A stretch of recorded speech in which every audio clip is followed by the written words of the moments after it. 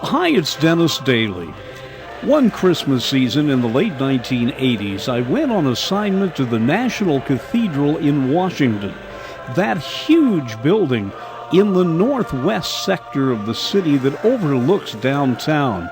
A beautiful building started over a century ago and not quite finished yet. When I was there, Canon Michael Hamilton was in charge. He was legendary for his Christmas-time programs that included animals. Sandy Hinson had been taking care of the altar and the decorations for more than 35 years. I asked her what she did when Christmas came around, how she kept up with it all. Well, we have 69 volunteers on the Altar Guild, men and women. And so the big problem is to get the assignment to each one, to be sure each person is here to do his or her chore so that we're all coordinated and everything runs smoothly. We will have the delivery of our poinsettias, some 522 of them, and they will then be bagged in freezer bags. Then mechanics people will come in to make our swags that will be hung from the pulpit or various places.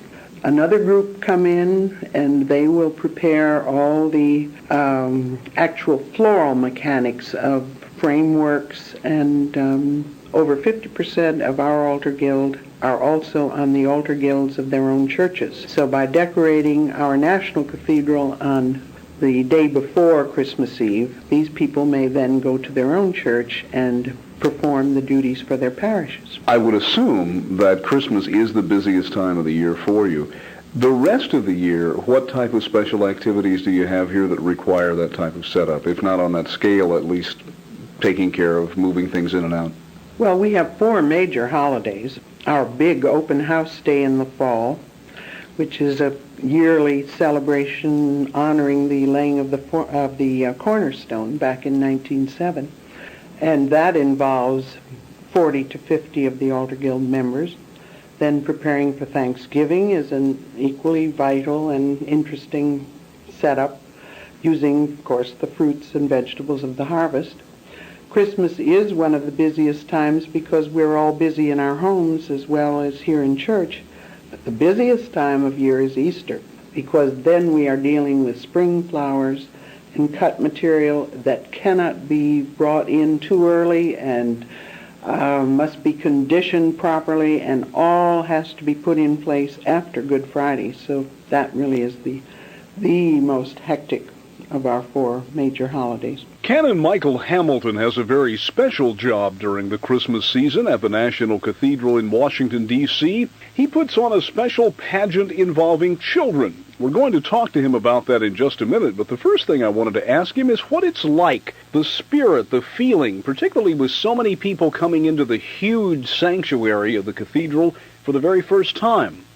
It's a great sense of excitement, and going along with the hard work of the Altar Guild. You know, we have about 1,000 volunteers. We couldn't run this place without volunteers. And around Christmas time, they all get involved. The ushers get assigned their areas for about the 5 or 6 services around Christmas. The aides step up their guiding in the nave itself. We have a lot of children of all kinds coming through today. The security police plan their traffic plans. The vergers arrange the actual placing of people in the service. The secretaries are typing out thousands of copies of different services, because I guess we get over 24 hours of Christmas, something like 4,000 people come here to the various services on Christmas Eve and Christmas Day. So we're all waiting and watching, maybe like the angels in heaven at Bethlehem. But you know, I think the most exciting point over Christmas is that musical coming. Everybody, we've got the place full. Oh, we've got perhaps 2,000 sitting and another 500 standing around at 10 o'clock on Christmas Eve. It's dark, and there comes a hush over the people as they realize the time is coming. And then from the back of the nave, that beautiful, clear sound of the choir boys singing, "Oh, come all ye faithful." And they sing the first verse by themselves. And you can almost imagine the angels singing in the sky over the manger. And then the refrain comes up and we all burst forth and express the joy of what we have been waiting for. The knowledge that God has come, that God's presence is with us, and that he will come again. Those are some of the feelings that I get year after year at this place. It's great. Come and join us if you can next Christmas. There is that electric kind of excitement. I know the one aspect of the liturgy I have always liked the most is being in churches where they've put all the lights out. I think at Easter usually it's done, and lit one candle and then let the light spread throughout the sanctuary. Sure, yes. And it's not just the aesthetics, because we've got to do the music right, and that takes hours of practice. We've got to have the ushers helping to guide the people towards the altar, in a sense, the altar becomes a manger, because that's where we meet the Christ. But we've also got to be concerned for people who are not with us, the people who are not Christians, the people who are throughout all the world in one kind of need or another. And so we always do what we can here. Particularly we provide food. We gather a lot of food, truckloads of food. We do it every Sunday at every service at the cathedral, but in Christmas we get a lot of extras. And so that goes out from the worship here. We go out in some kind of ministry to the city, through our volunteer community. That's a group of Peace Corps people that work in some of the tough areas of the city. We also have a literacy program to help people read. And we're involved, the clergy, in lots of things in this city, and indeed wider in that, so that the joy and the good news of Christmas can be spread practically. Looking at what is an overwhelming building, which you can see from all parts of Washington, it's refreshing to know that you're that involved in the community. You could be isolated. This could be just a little oasis, the National Cathedral here, doing its own thing without reaching out to the city. It's a pleasant surprise to find out you do that. We've got to. That's our ministry. We've got to be involved in medical ethics and international policy and arms control, the things that make for peace. And as Christians, we have particular opportunities and understanding which the secular world, I think, needs. So it's in partnership with all the leaders in the larger community that we try and organize conferences and forums and get involved in their organizations and invite them to come and have their meetings here. There's lots of things we Christians do. We do everything. Get into the whole. If God was interested in everything, why on earth shouldn't his church? And this is, first of all, a church. Even though it is the culmination of George Washington's dream of a great church for national purposes, we are that church, and an active one, even without a regular congregation. Let's talk, if we can, at this point about the building itself. As I mentioned, it is an impressive building. You come into it and you might as well be in the 1700s. It has that wonderfully strong, natural Gothic is probably the wrong word. I'm not sure of descriptions of things. That's what comes to mind. Tell me a little bit about the history of the construction. It is a yet unfinished cathedral. How it all came about. It certainly commands a view. You can see it from just about every part of Washington.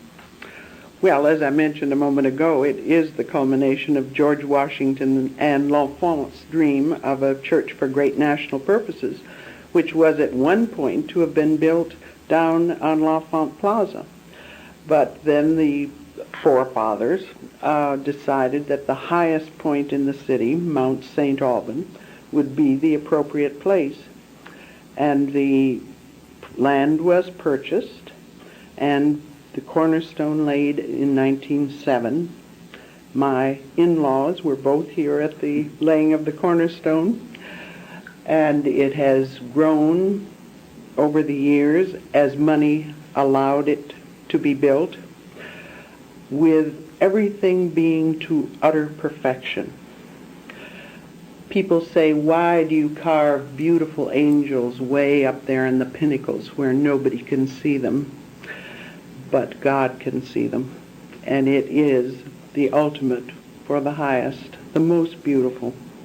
So that's why it's taken time and effort to make each thing as beautiful as it can possibly be. I wanted to ask Canon Hamilton about the truly international and ecumenical nature of the National Cathedral. We do get a lot of overseas visitors, a lot of embassies situated here in Washington, and I've made friends amongst them.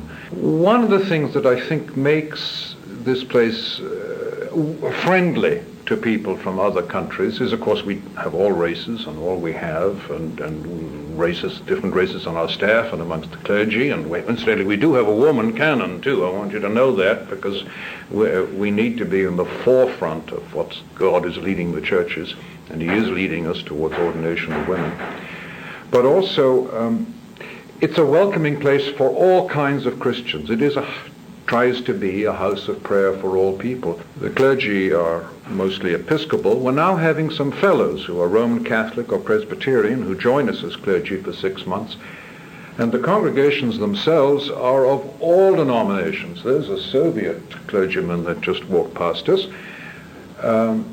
In a typical service, there's maybe 30 or 40% Episcopal and 10% Roman Catholic, 10% Methodist, 5% Presbyterian, a lot of Baptists. It's a lovely mix, and that's what I think the real church ought to be. So that's why people from all over the world and of different denominations in this country, I think and hope they feel at home. At least that's what we'd like them to be. From the standpoint of a clergyman, it must be a special kind of feeling when you have the different denominations there. I remember 25 years ago in my hometown, we had an ecumenical service. It was at the Methodist Church, and I think it was one of the very few times that many people had sensed the feeling of seeing different clergymen up at the front. What kind of a feeling do you get realizing that we are all of one faith and that there suddenly are no barriers, that all of these people are participating and it feels good? Well, of course it does, and that's what we recognize is the Pentecostal understanding of the same Spirit gathering up people of all different ages and cultures and understandings. The early church had lots of arguments about what its own nature is. We're not trying to make one true church, but we're welcoming all the varieties of traditions, learning from each other. Every service here at the cathedral is ecumenical, and a lot of them have different denominational clergy, or either preaching or assisting, so we've got used to that. And we can learn from each other. I run a folk Eucharist in which we don't have a sermon, we have a discussion, and it's great to hear people arguing about a Bible passage from their own traditions. Sandy, there might be a temptation to think that all of this becomes so organized, that there is so much to do, that it would be easy for some people to lose sight of why it's being done. There is that continual criticism now that so much stuff is heaped on people at Christmas time that a lot of people tend to think the 12 days of Christmas start 12 days before Christmas, because everything is put away on the 26th in many places. How do you keep your focus on the right place? Is it easy? How do you, amid all of the commotion that has to go on, keep your eyes focused on why you're doing this? Well, I don't think it's difficult with our group to keep the focus here. For instance, just before I joined you, I had a group of polishers in. This will be the third day in a row that they have come in to see that every bit of brass and silver in this place is shiny bright for Christmas. It's their privilege to come in and polish. They want the appearance of that holy table to be immaculate and to be just beautifully shined and polished. Well, so this is a dedicated group that's unbelievably imaginative, always up, always trying to think of something new. Oh, what will we do this year that will be even more glorious than last year? So. And you strike me as the kind of person who really looks forward to coming to work in the morning. Oh, I do. And you can hear from my voice that I'm kind of sick today. My husband said, don't come in, and I said, I have to go in. I have so much to get ready for this glorious Christmas. One important part of that is the children's pageant. Canon, could you tell me how that works, what opportunities and problems it's created, and what the feeling is to have the children there? Joyful chaos. Oh, my grandchildren love it. Yeah, we get all kinds of people. About 1,000 kids come out, and with their parents, the place is full on Christmas Eve at 4 o'clock. And I guess I started it about 10 years ago, thinking of a normal pageant, and we were lucky. We had some costumes given us, and we had the Joseph and Mary coming up the aisle, sitting at the creche, and then the shepherds singing, "O come all," while shepherds watched their flocks, and they came, and then of course 3 kings came in proudly with great big colored presents. And everybody, and then I realized, well, if those people can come, the meaning of the scriptures is that everybody comes, all things, even the cows and the horses looked over the manger to come to see the Christ. Well, why don't we have that? So we got 1 or 2 animals. We got a 2-man camel. Oh, it's an absolute magnificent animal. It wobbles its way up. 2 boys from the school, St. Albans, are generally inside it, and it started to dance one day. I mean, why, if it's going to walk, why shouldn't a camel be happy enough to dance? So it started to dance, and then we added another animal. We got 3 beautiful lambs. Then a tiger came, and we even have a monster from Indonesia. It's one of the dancing costumes from Bali. It's absolutely ferocious. It's the symbol of all that's horrible and evil. But you know what? When it gets near the manger, it becomes meek and friendly.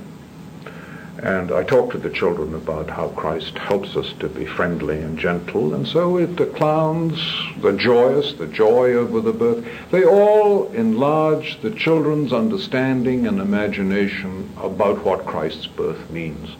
I talked to Canon Michael Hamilton and asked him about some of the events held there inspired by high-level summit meetings between presidents of the United States and leaders of the Soviet Union. During Reykjavik, the Soviet clergy, Orthodox, Baptists, some Roman Catholic, were in Geneva, and they invited the National Council of Churches, who were there also, to pray together during the summit.